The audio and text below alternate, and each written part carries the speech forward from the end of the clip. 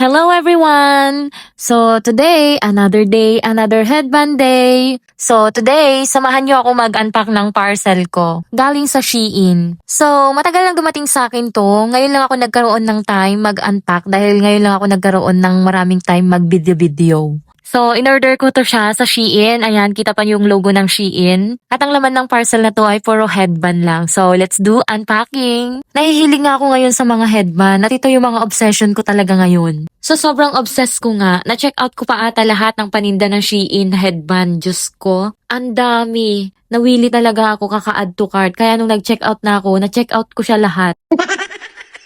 Affordable naman tong mga headband na nabili ko sa Shein. Yun nga lang, napadami lang talaga yung bili ko. Yung iba dito, hindi magkakapareho yung presyo, pero yung iba mabibili mo ng 38, 25, may mga 57. Yung iba, yung magaganda yung klase niya, medyo pricey siya. Sa dami lang na check out ko, ayan, naka 1,000 plus lang naman ako.